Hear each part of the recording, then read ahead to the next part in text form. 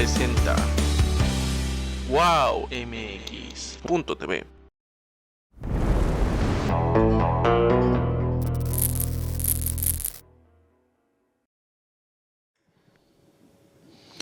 Hola de nuevo, bienvenidos a Gabinete en la Sombra.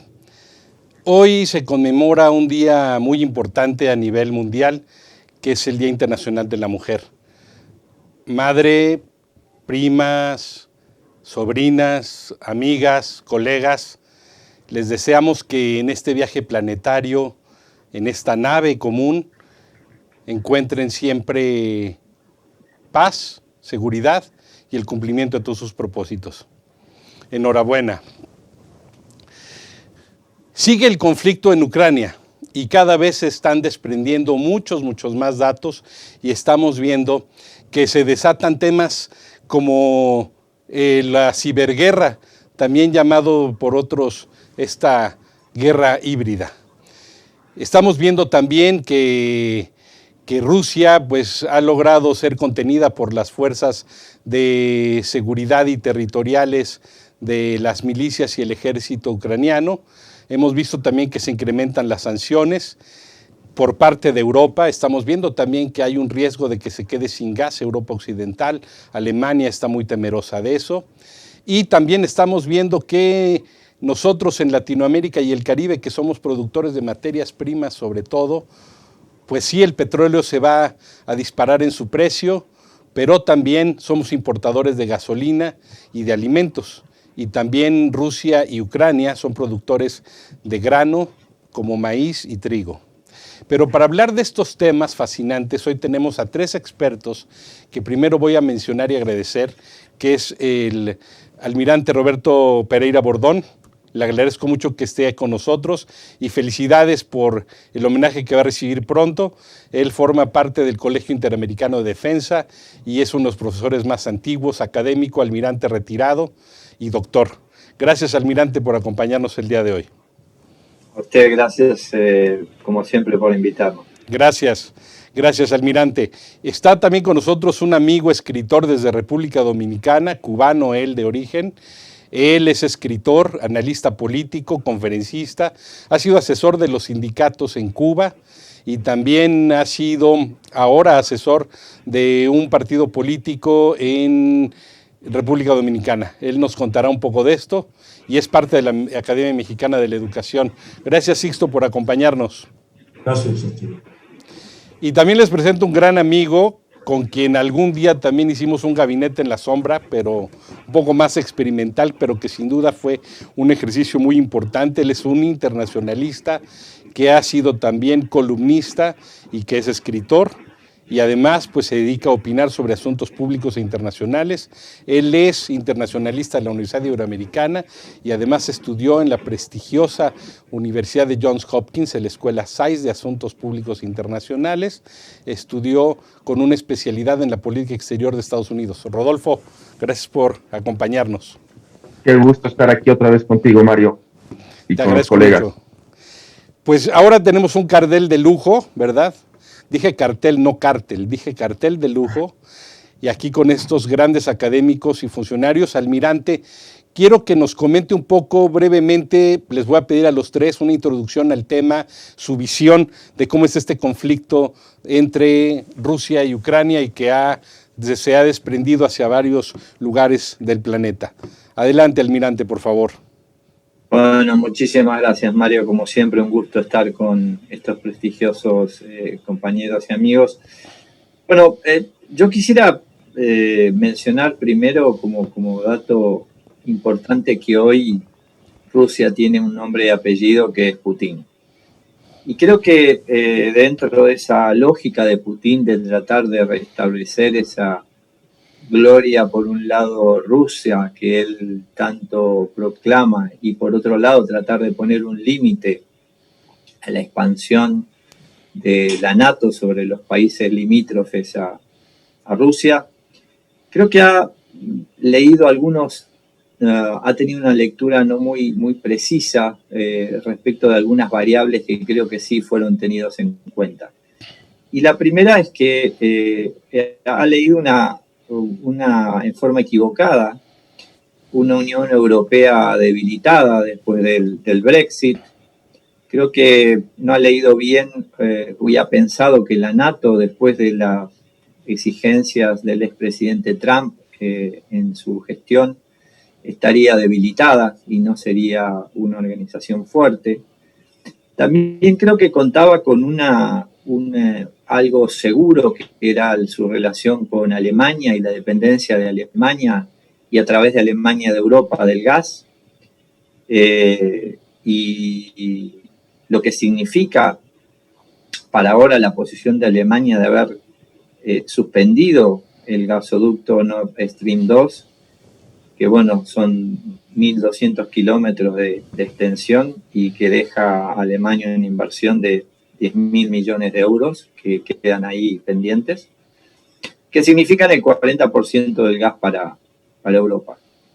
Y otro tema que creo que no leyó adecuadamente es la característica del presidente ucraniano, que por su formación, su base, no hacía percibir que fuera un presidente tan fuerte y que pudiera sostener y dar tanta iniciativa al pueblo ucraniano. Entonces creo que con los éxitos anteriores que había tenido de alguna forma en Georgia, en Crimea, un poco ha sentido ese incentivo de intentar Ucrania, pero Ucrania creo que es diferente. Desde su longitud, la cantidad de habitantes, son 40 millones de habitantes, y una resistencia que no esperaba tener. Y el nacionalismo ucraniano, no, almirante, también, porque Ucrania ha sido muy nacionalista desde hace décadas, desde que le invadieron los nazis incluso. Exactamente, pero creo que ha habido una lectura errónea o una falta de visión global de estos puntos que, de haber sido tenidos en cuenta, hubieran a lo mejor hecho recapacitar un poco sobre la acción o la forma estratégica del desarrollo de la acción. Porque en la medida que el proyecto o este proceso se dilate, creo que desde mi perspectiva son puntos en contra para Putin, tanto a nivel interno, que hay demostraciones internas, tanto a nivel externo, porque día a día la comunidad internacional se acaba de reunir hoy el presidente de Ucrania, Zelensky, con el Parlamento británico. Entonces, el apoyo es total en todos los lugares. Entonces, creo que hay una habilidad sustantiva producto de una lectura no muy acertada del escenario. Yo creo que para empezar podríamos dejar estos puntos, Mario. Muy bien, almirante. Sixto, pues muy interesante que a lo mejor Putin subestimó pues realmente las potencialidades no solamente de Ucrania, sino de los apoyos, aunque al principio pues parece que han sido aliados no beligerantes. Sin embargo, las medidas han impactado mucho a Putin, incluso ha hablado de que este tipo de medidas las consideraría un acto de guerra. Pero ¿cuál es tu visión del conflicto, Sixto? Mira, creo que hay un pensamiento muy sólido por parte de la construcción, la historia de Putin en la KGB y después al frente de los servicios de inteligencia. Él es un personaje con una estructura mental muy militarizada, muy fuerte. Bueno, y de servicios de seguridad y de inteligencia, ¿no? Estuvo en Alemania Oriental y en Alemania Federal también. Entonces, cuando vimos la reunión que él tuvo con su Consejo de Defensa, con su grupo, esa reunión que fue pública, donde cada uno daba su versión de lo que estaba pasando, todo el mundo insistía en lo mismo. O sea, ahí no había disidencia, no había una visión distinta. Los órganos de inteligencia, la diputada que habló, el grupo ese se ve que estaba obligado a decir lo que quería oír. Entonces, eso no es realmente sano a la hora de ver escenarios. ¿Cuál puede ser la opción? Y hay un escenario que es inevitable, porque yo lo viví. Yo estaba en Cuba en la crisis de octubre. Yo tenía 14 años. Había la crisis de los misiles, dice. Sí. Estaba en la trinchera con una cuatroboca checa ZPU 14.5 modelo 52 esperando que pasaran los aviones para derribarlo. Entonces hay un sentimiento que Putin posiblemente no valoró y es esta variable que hablaba el almirante, donde qué cantidad de resistencia hay en un pueblo que se siente violado, sobre 40 millones que están ahí, aunque vengan 120.000 soldados. Y eso ha pasado siempre. La capacidad de ese pasó con los vietnamitas, pasó con Afganistán. O sea, los pueblos tienen su propia energía, su propia reserva moral, su propia capacidad de resistir frente a los bloqueos.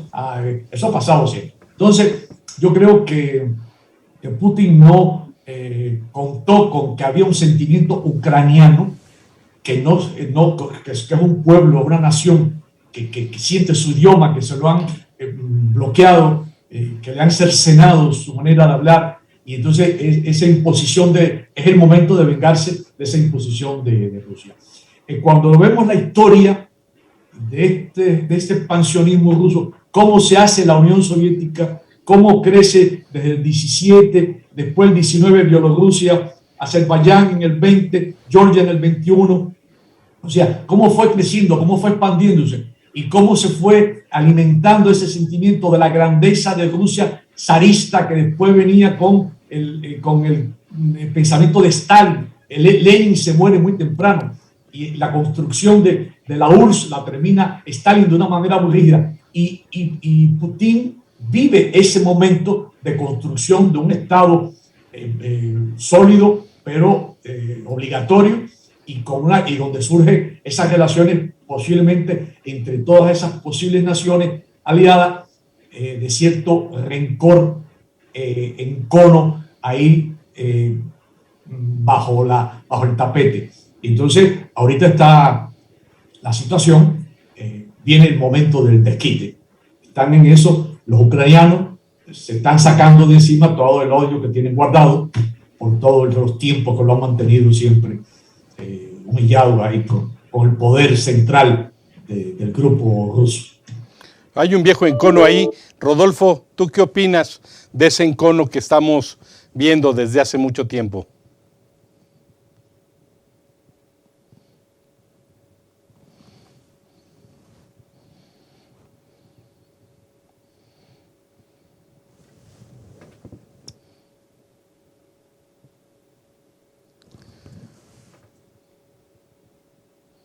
Hola, creo que ustedes me ven a mí, sí, yo creo que sí.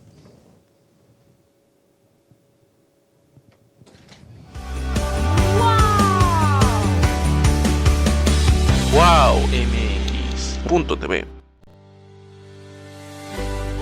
WowMX.tv. WowMX.tv.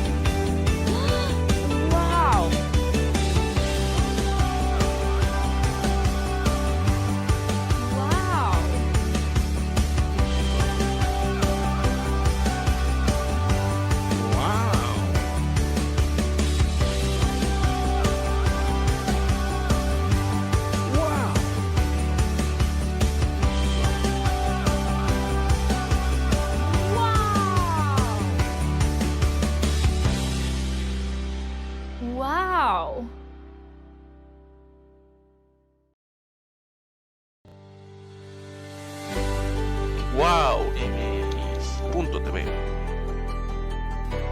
¡Wow!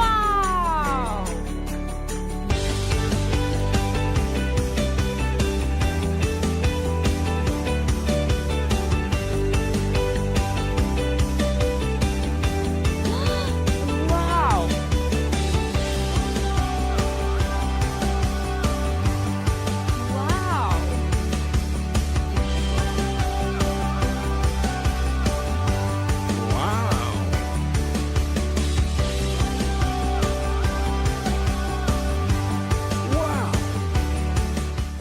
Bueno, tuvimos aquí un pequeño corte, pero iba a hablar Rodolfo Higareda sobre pues su visión de este conflicto y pues simplemente para en esta ronda darnos su opinión.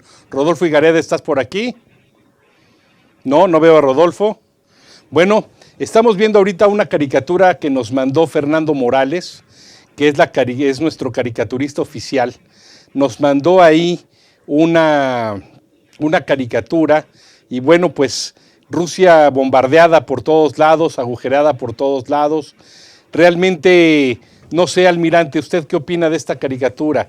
¿Cree que realmente está también Rusia bajo ataque en represalia por esta situación? Y tenemos esta segunda caricatura que veremos un poquito después, pero primero, en primer término, la primera, almirante, por favor. Mario, mire, creo que pensar que Rusia es un estado inferior, no pensante y demás sería un error, o menospreciar el poder ruso sería un error importante, porque han sido sobrevivientes a guerras mundiales, sí, ataques históricos, y siempre han resistido. Es un pueblo fuerte. Sí. El tema está en que en este momento todo este proceso se está llevando la parte militar fuera de Rusia, no en territorio ruso, y todas las acciones contra Rusia se están llevando en todos los foros, en todas las áreas posibles, económicas, financieras, políticas. Todas las organizaciones del mundo se están reuniendo para tratar y condenar a Rusia. No hay espacios donde no se haya condenado específicamente, y no se toman medidas más fuertes porque no se pueden tomar medidas más severas para evitar la Tercera Guerra Mundial o terminar en una guerra atómica, porque habrá visto la declaración de Putin respecto de mantener el alerta sus medios estratégicos. Eso significa estar listos a tirar una bomba atómica. Entonces, es una amenaza clara y flagrante a todo el mundo de que él está dispuesto. Entonces, no sé si en el fondo lo podrá hacer o no, pero en definitiva es una manifestación clara, y de hecho ningún gobierno de ningún país ha decidido sobrevolar el territorio de Ucrania para no involucrarse en el conflicto. También está declarando a quienes no sean ucranianos y peleen por fuera las fuerzas regulares, lo va a tratar con el trato de mercenarios, sacándolo de lo que es el derecho internacional. Entonces, hay ciertas regulaciones que muestran que Rusia tiene poder, pero no sé cuánto tiempo va a poder resistir un ataque masivo de medios y restricciones presupuestarias. Tiene reservas que vamos a charlar en un ratito, que las tiene guardadas en vinculaciones con 4 países y con un país en particular, y tiene salidas para su gas fuera del área europea. Lo charlaremos después cuando hablemos un poquito de los recursos, pero creo que no hay que subestimar a Rusia. Sí creo que hubo un error de apreciación y una falta de estimación quizá del momento estratégico de hacerlo, porque antes hubiera sido más difícil avanzar, pero la necesidad del gas era mayor. Ahora, en la medida que va llegando la primavera, la necesidad del gas disminuye, y eso puede hacer repensar a los países con necesidad de gas de distinta manera. Entonces, son otras perspectivas para poder agregarle de condimento a la charla, ¿no?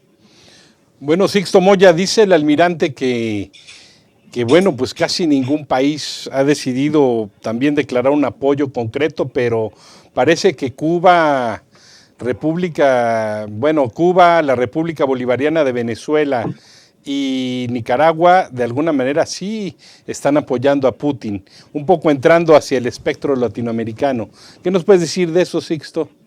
Es normal, es parte de la historia de la construcción. O sea, Cuba estaba bloqueada durante 60 años y su aliado natural histórico fue desde siempre, y por eso la crisis de los misiles en el 62. La crisis de octubre se origina precisamente porque hay un movimiento de misiles soviéticos y tiene que luchar con Kennedy, ponerse de acuerdo de cuál sería la salida. Creo que aquí sí, como decía el almirante, el tema de la amenaza nuclear de la Tercera Guerra Mundial puede ser un punto de inflexión, de hasta dónde se puede llegar. Y también todo lo que pierden todas las potencias. Y aquí es importante pensar en China, que China, siendo un aliado también, que dijo que la alianza con Rusia era muy bien cimentada, y yo creo que también eso implica que tengan un compromiso de que esto no llegue a un desastre, al holocausto. Pero creo que sí, evidentemente hay una historia, esto no surge de la nada, estos son movimientos geopolíticos que se han estado dando antes de la guerra y hay que tenerlo en cuenta como una realidad, o sea, no surgen espontáneamente. Y yo creo que Rusia estuvo construyendo durante todos estos años con todo el mundo, porque no se puede tampoco negar la capacidad de relación que tuvo con Trump y que acaba de decir Trump que Estados Unidos debe hacer lo mismo que hizo Rusia con Ucrania, hacerlo con México o algo así, no sé. Entonces, bueno, no fue así exactamente, fue que también debían de entrar tropas de pacificación a México, fueron las palabras de Trump, parecido a lo que hizo Putin. Es impensado que eso suceda, porque la alianza es distinta, la relación de México y Estados Unidos es distinta. Somos aliados comerciales importantes y con una historia compartida. Pero lo que yo sí creo es que no surge de la nada y que no es digamos, un apoyo que signifique armamento o que signifique que la decisión se tome de qué va a pasar en estos países. Sencillamente hay digamos, una visión de por qué la guerra y de por qué está protegiéndose desde esta perspectiva que tú me estás planteando, de gente que siente que si la OTAN se fortalece en la misma frontera de Rusia, eso puede ser una amenaza. Y entonces creo que evidentemente sí ha estado pasando. Bueno, pero se aclaró también el tema de que aquella presión de los misiles de Cuba fue para desmantelar de Turquía los misiles de Estados Unidos, claro, y para que no se viera como un cambio de negociación, como un quid pro quo se esperó en el espacio-tiempo. Ya se materializó otra vez Rodolfo Higareda. Por favor, Rodolfo, tu introducción al tema. Tiene su... Gracias, Rodolfo. Ya, a ver, Rodolfo, creo que ya te escuchamos. La verdad les pido una disculpa porque ya hasta me desconcentré. Llevo media hora tratando de conectarme, ya no sé ni qué voy a decir, estimados. Pero a ver, creo que... Tu visión del conflicto, tu visión del tema. Escuché algo muy interesante por parte del almirante en el sentido de que hizo un terrible mal cálculo Putin al tratar de reconfigurar el orden internacional, calculó todo mal y estoy más que de acuerdo. Y por otro lado sí quisiera yo comentarles que además de que eso le salió mal, otra cosa que no previó fue la molestia del propio pueblo ruso y de los oligarcas, que si bien él tiene una mano muy firme en Rusia, es un tirano, la verdad es que los oligarcas rusos están acostumbrados a una economía de mercado. A ellos les gusta irse al Real Madrid a ver los partidos y también a Wembley, y les gusta viajar por todo el mundo, tener coches lindos, y es absurda de Putin porque no me hace sentido, la excusa que puso respecto a su zona de protección versus la OTAN. Porque la verdad de las cosas es que Ucrania lleva muchos años, corríjanme si estoy equivocado, pero ya son más de 10 años que no le permiten hacer nada al respecto. Y además ahí está Polonia, hombre, y las guerras ya no se pelean como antes, es decir, la tecnología ya permite mandar un misil a 10,000 kilómetros a distancia. Entonces entiendo que es su zona de influencia, pero es una excusa barata. Pero esto lo que ha tratado, lo que ha llevado también es a darnos cuenta que ya los conflictos internacionales global que no se vivió en la Segunda Guerra Mundial. Ahora China está volteando a ver el conflicto en Ucrania y se le está pensando 2 veces, señores, en hacer lo propio con Taiwán. Yo no creo que la economía china le convendría dejar de lado el gran mercado que le representan los Estados Unidos. Y esto les está afectando, el conflicto de Ucrania le está afectando al pueblo ruso, le está afectando a la oligarquía rusa. Además, estamos viendo que las fuerzas convencionales rusas, si bien brutal, está un poco, en muchos casos. Te escuchamos un poco cortado, Rodolfo. Disculpa, te escucho un poco cortado por el tema del internet. A ver, no sé, tu conexión, creo que se desconectó ya Rodolfo. Bueno, almirante, nos decía Rodolfo algo muy interesante, que no vaya a ser que a China se le ocurriese hacer lo mismo con respecto a Taiwán, pero pues también vemos que aquí, aparte de las guerras híbridas y los ciberataques, pues vemos también que la economía está contando, como siempre, almirante, pero el cierre de los mercados, las sanciones, la afectación, parece que es un elemento que quizá lo subestimó en ese sentido Putin por un encuadre eminentemente belicista. No sé cómo ve usted. A ver, gracias Mario por la pregunta. A ver,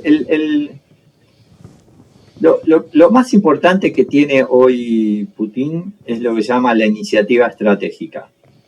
Él tiene la iniciativa estratégica. Sí, claro. A través de lo que él haga o no haga, es donde todo el resto se está moviendo.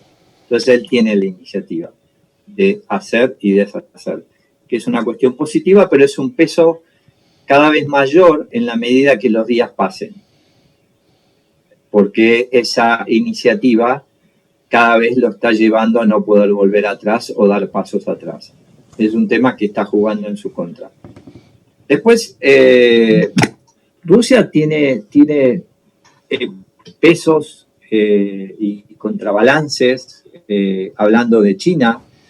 Tiene una salida a China directa con un gasoducto que va directo desde Rusia al medio de China, y es un gasoducto que le permite tan extenso que se llama el poder de Siberia, y tiene en paralelo, a 200 kilómetros más adelante, tiene un oleoducto que también da directa salida a China, con lo cual China no es un actor irrelevante en este proceso, es un actor relevante. ¿Y por qué es más relevante? Porque tanto China como Rusia pertenecen a los BRICS. Entonces, los BRICS tienen un fondo, un banco de los BRICS, donde tienen un fondo de contingencia de $100 billones. Almirante, sería bueno explicar a la audiencia qué es el BRIC, porque algunos no lo... El BRICS es una unión de 4 países, de Brasil, Rusia, India y China, y por pedido de China se incorpora Sudáfrica. Inicialmente eran los BRIC, y se incorporan, pasan a ser BRICS por la incorporación de Sudáfrica, que son los países que tienen mayor población, entre los que tienen mayor población, mayor superficie y mayor PBI. Si uno concentra en esos 3 bloques, va a encontrar Europa también y va a encontrar Estados Unidos también. Y el resto son estos países. De ahí también que tengamos algunas cuestiones particulares con Brasil en esta historia. Pero el hecho es que los BRICS tienen su propio fondo para entregar dinero, para generar dinero, y obviamente uno de los lugares donde también tiene reservas Rusia para producir o para gestionar es India. Entonces, no es que todas las sanciones van a repercutir de una forma que va a quedar totalmente cerrado. No, tiene sus reservorios por donde podrá oxigenizarse de alguna manera, o oxigenarse de alguna manera. Entonces, creo que desde el punto de vista económico y pensando en China, yo creo que si alguna vez China estaba pensando en un movimiento paralelo al que ocurrió ahora con Ucrania, creo que lo va a repensar muy seriamente porque, en definitiva, uno de los grandes ganadores, según mi lectura de este negocio, es China, porque en el Consejo de Seguridad de Naciones Unidas no se expidió drásticamente ni en contra ni a favor. Así es. Hubo un papel híbrido en el medio y se mantiene, digamos, a la expectativa de ver qué pasa. ¿Por qué? Porque está obteniendo lo que no pueda comprar Rusia, lo que no pueda vender Rusia, lo va a poder vender y comprar China. Por ejemplo, en los últimos años, en el año 19, Sudamérica, como paquete, 5.000 millones le vendió a Rusia, 66 millones de dólares le vendió, 66.000 millones de dólares le vendió a Estados Unidos y 119.000 millones a China. Entonces, China es el actor que no va a perder este capital, que sacó 40 millones de hombres de la pobreza, bajo un régimen muy particular, pero lo que está haciendo es hacer su negocio. Y su negocio no es entrar en conflicto en el mediano y corto plazo. Entonces, creo que no sería una medida que la China inteligente que estamos pensando, que maneja un reloj distinto al reloj que manejamos nosotros, es un reloj que maneja siglos y siglos, no años. Entonces, bajo esa dinámica diferente, China sigue buscando su poderío y su reconocimiento internacional. Así que China no se va a ver afectado por gas, no se va a ver afectado por combustible, no se va a ver afectado por commodities, así que ni por alimentos. China está tranquilo y va a recaudar más en función de todo lo que no pueda venderse. Por ejemplo, Rusia, cuando la Unión Europea le pone trabas para la compra de elementos básicos como son carne, cereales, frutas, verduras, ¿qué hace? Busca Latinoamérica y hace mucho negocio con Latinoamérica. Así es. Bueno, si ahora está vedado el negocio con Latinoamérica, porque creo que va a ser una de las lecturas, y supongo yo que va a ser el tema que trataremos más adelante, bueno, encontrará en China un aliado a quien venderle esos productos. O sea, China es, me parece, el gran ganador de esta película, ¿no? Hasta ahí se la dejo, Mario. Yo que coincido con el almirante, yo creo que China está en el óptimo de Pareto, como le dicen, ganar, ganar, o como en el dominó, el Capicúa, ¿no? Ganas por los dos lados.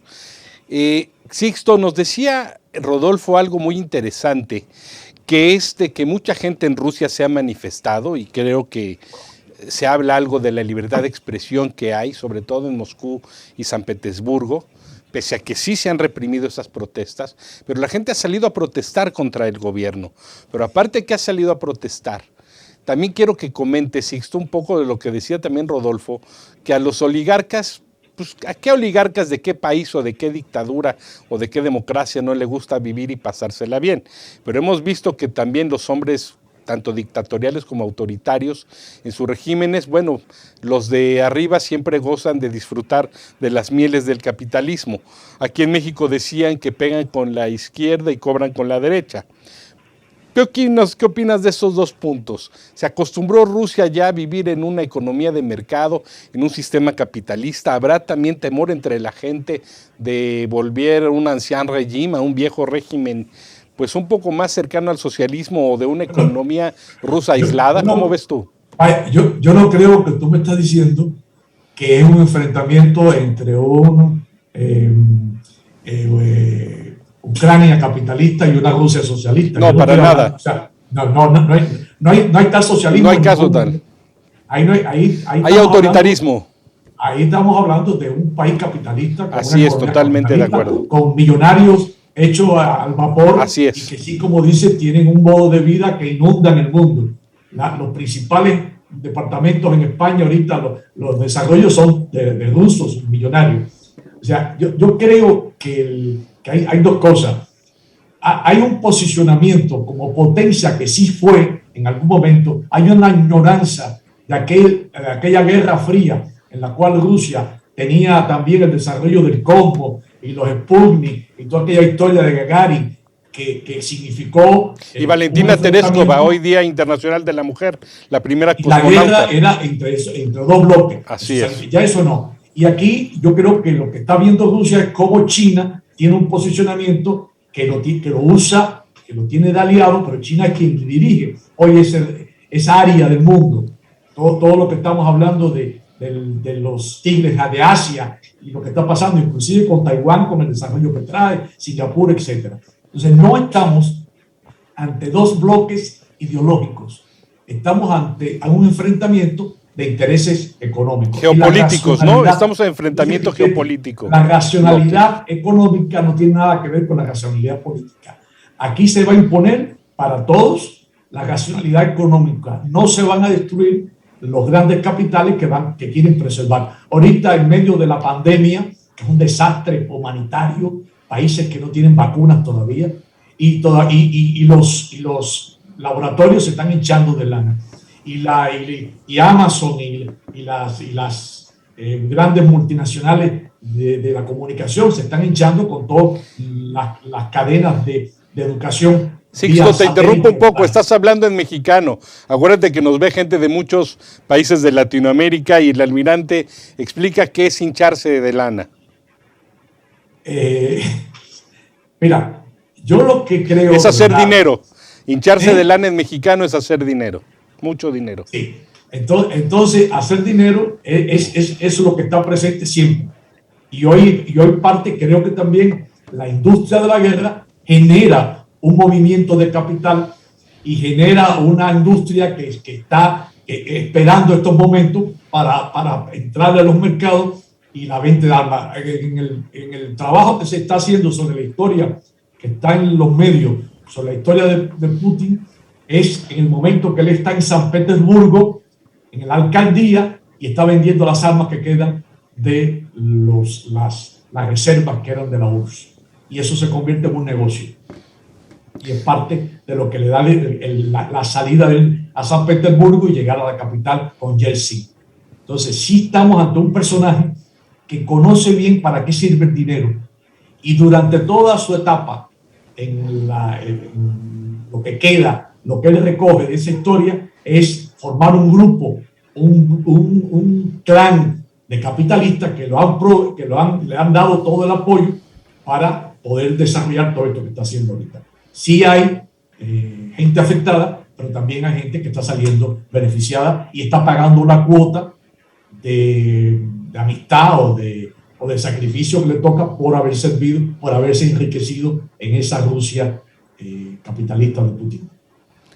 Bueno, ahorita si podemos ver la otra caricatura, por favor, la otra caricatura donde está Latinoamérica y está cayendo algo ahí, esa sombra latinoamericana. Quisiera comentar, almirante, quisiera que nos comentara de este lado del hemisferio el impacto económico y político. Ya hemos analizado que, por ejemplo, en el caso de México, a pesar de que somos exportador de petróleo, somos un gran importador de gasolina y evidentemente los combustibles van a subir de precio, además de que el sistema alimentario global se va a ver afectado por el incremento de los precios de los granos, de los cereales, evidentemente el tema inflacionario. Algunos expertos dicen que puede ser que la inflación baje globalmente por ahí de diciembre, pero mientras sí estamos viendo una escalada inflacionaria en México y en muchas partes del mundo.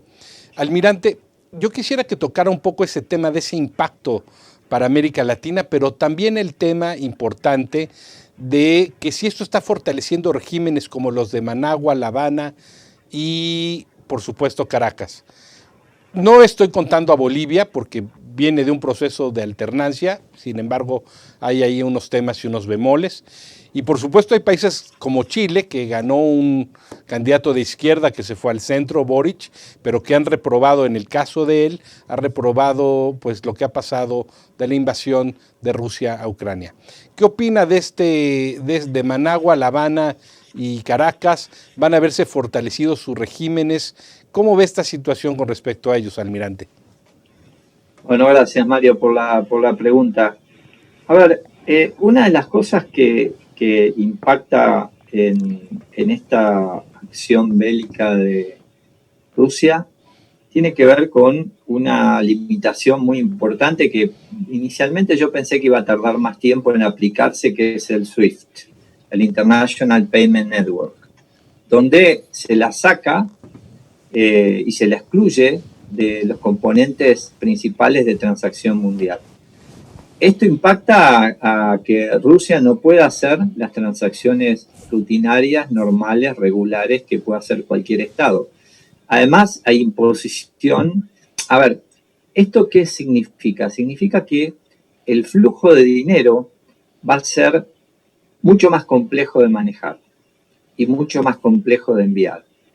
Países que estaban directamente vinculados al flujo de dinero de Rusia, como son Nicaragua, Cuba y Venezuela, les va a costar que ese flujo de dinero fluya en la medida que lo hacía anteriormente por fondos regulares. Podrá producirse de otras formas, a través de valijas de dinero, de aviones, etcétera, etcétera, pero no con flujos regulares de dinero como se venía manejando hasta ahora.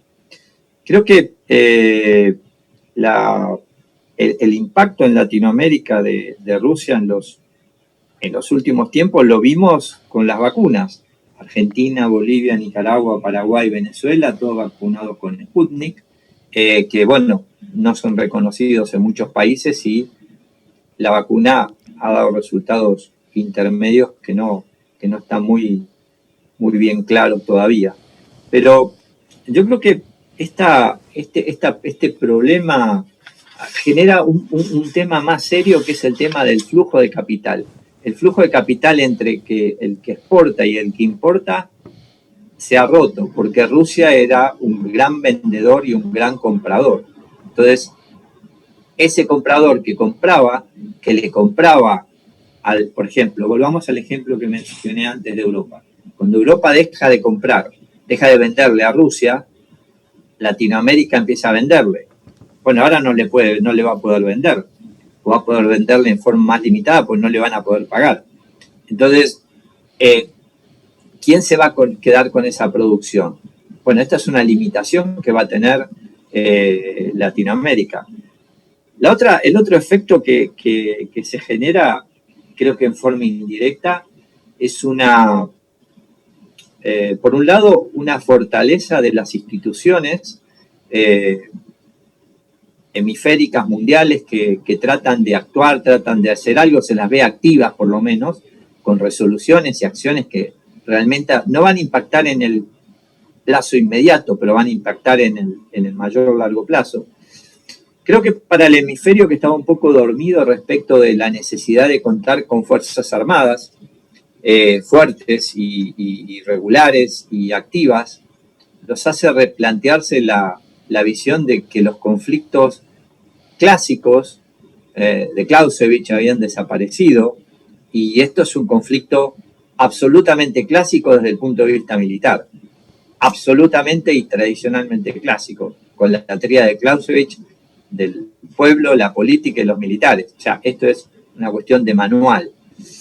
Otra cosa que me parece que va a impactar, como le decía yo, esta cadena de pagos, la cadena de suministros, algunos desabastecimientos que pueda haber en algunos materiales. Por ejemplo, a ver, el mayor exportador mundial de fertilizantes es Rusia, ¿sí? En el mundo. Y el 40% va para Latinoamérica, que es productor de productos agrícolas, de elementos agrícolas.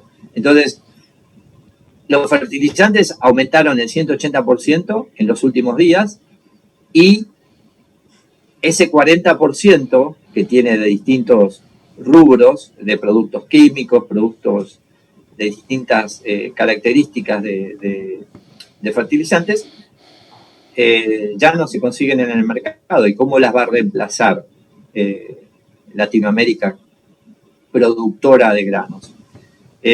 Otro problema que también tenemos o que podemos ver y podemos analizar en esto puede estar dado en el aumento violento del petróleo. El petróleo, ¿se acuerdan que hace muchos años había llegado a ese tope famoso de los 100, el famoso Brent, que es la cotización internacional del barril del petróleo? Ya superó los 130. Así es. El barril. Entonces, eso trae acarreado por un efecto dominó en transporte de todo tipo, porque si usted va a reemplazar el gas que le llegaba por un caño, por un gasoducto, lo va a reemplazar por buques gaseros, eso va a ser mucho más caro porque tiene el transporte. Entonces, toda la cadena de insumos y toda la cadena de productos alimentarios y de todo tipo se va a ver recargada, particularmente con importaciones de Rusia que podían ser en plásticos, cauchos y demás. Eso va a aumentar los costos. Pero creo que hay otro tema también que es importante y no debemos olvidarnos, que hay actores que tienen mayor relevancia con Rusia, como por ejemplo Brasil, que tiene una vinculación. El presidente Bolsonaro viajó recientemente a Argentina. Viajó una semana antes del conflicto, Bolsonaro. Exactamente, pese al pedido de Estados Washington Unidos de tratar de desactivar la Así visita. es. Pero Brasil está en los BRICS, es parte de los BRICS, tiene una alianza tecnológica con Rusia en nanotecnología, biotecnología, inteligencia artificial, lo que son los TICs, las tecnologías de la información. Y además no nos olvidemos que el gran soporte para Brasil, para que Brasil ocupe una posición en el Consejo de Seguridad Permanente de Naciones Unidas, era Rusia. Un aliado muy importante. Entonces, ¿esa es una aspiración de Brasil, almirante, ser parte permanente del Consejo de Seguridad? Desde que yo tengo conciencia de esto, siempre lo ha sido una vocación de Brasil como país líder de Sudamérica, que creo que no me cabe ninguna duda que es el país rector y país líder con la 7ª economía del mundo. Entonces no podemos pensar que no puede aspirar a una posición. Creo que puede aspirar perfectamente. Y no solo viajó el presidente, sino viajó su ministro de Relaciones Exteriores y viajó su ministro de Defensa, que tuvieron reuniones paralelas con sus pares. Así que creo que hay mucha vinculación. Si usted se fija, el último desfile de septiembre del 2021, Nicaragua, buques rusos desfilando por el aniversario de las Fuerzas Armadas de Nicaragua, desfilando en Managua. Entonces, hay relación. No quiero entrar en la venta de armamentos al hemisferio, que es múltiple y variada, pero todo eso se va a ver afectado. Sin duda. Entonces, quienes dependían tecnológicamente para su armamento de Rusia, bueno, hoy va a ser más complicado. Hasta ahí se la dejo, mi amigo. Gracias, almirante Sixto. Si quieres agregar algo y encaminarte a una conclusión, por favor. Sí, yo insistí en esta parte tecnológica. Creo que es uno de los grandes apuestas de Putin ahora en esta guerra, probar armamento y control tecnológico, control de la inteligencia artificial y de cómo está manejándose la influencia en determinadas zonas de conocimiento, de intersección de llamadas, de intersección de procesos electorales en Estados Unidos, que ya se vio que sí o no. Es un debate muy abierto ahí de cómo participó Rusia, y yo creo que esto le va a dar un nuevo papel en el concierto de las nuevas tecnologías, y de la influencia que pueda tener, porque es uno de los viejos, instrumentos de control que tiene Putin muy bien armado desde hace mucho tiempo. Posiblemente sea uno de las estrategias más sofisticadas de su poder político. El tema de la inteligencia artificial y de la intersección de llamadas y de códigos y todo esa parafernalia que la domina muy bien. Bueno, Creo y además Rusia es el gran productor de hackers mundiales, ¿no? Sí. Rusia es el gran productor del hackeo mundial y se ha visto en esta guerra híbrida, en estos ciberdelitos, ¿no, Sixto? Así es. Almirante, si quiere usted también hacer alguna conclusión acerca de nuestros temas. Bueno, son amplísimas, pero si quiere usted hacer alguna conclusión. No, muchísimas gracias. Sí, simplemente agregar que todo este avance tecnológico de Rusia no solo tiene que ver con la tecnología de punta en el desarrollo de las TICs, llamadas tecnologías de la información, sino en todo lo que es aviónica, exportación a través de la Russian Helicopters, de exportación de aviones de combate y civiles para grandes eventos, desastres naturales, etcétera, etcétera.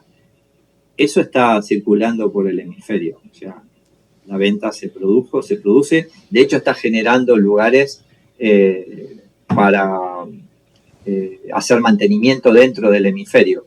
Y la Russian Technology, la Rostec, no se olvide que también es parte tiene gran parte de los capitales de las fábricas Kalashnikov de fusiles, como la que se está instalando en Venezuela.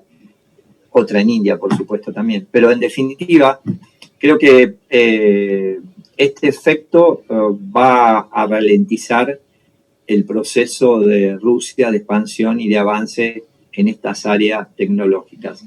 Y no sé cómo terminará el proyecto avanzado de los grandes países respecto a proyectos espaciales, ¿no? Que es un tema que está en este momento en la nebulosa. Bueno, además yo quiero comentarles y que, bueno, Lula estuvo hace poco en México, hace una semana aproximadamente, y bueno, todo indica que Lula tiene una gran oportunidad de volver al poder en Brasil. Y pues sin duda también, y no me quiero ir sin que comenten muy brevemente esto, pues se empoderaría mucho Latinoamérica con una alianza entre México y Brasil, porque bueno, México algún día fue la séptima potencia económica mundial, pero es uno de los países, junto con Brasil, más desarrollados económicamente de América Latina. Sixto, brevemente un comentario acerca de esto. Parece que sí, que esta ola de reacomodo que hay en las fuerzas políticas en América Latina, lo mismo pasa en Colombia, con Petro. Entonces, parece que hay una corriente y México favorecido. El canciller Marcelo Ebrard es muy activo en ese proyecto. Está el grupo de Puebla, que es un grupo donde precisamente Dilma, Lula, Correa, en fin, ha estado trabajando cuál es el proyecto estratégico, y creo que México sí juega un papel fundamental en esto. Almirante, un comentario acerca del posible regreso de Lula da Silva a Brasil y bueno, pues esta corriente de izquierda que ha llegado muy fuerte desde el Bravo hasta la Patagonia, Almirante.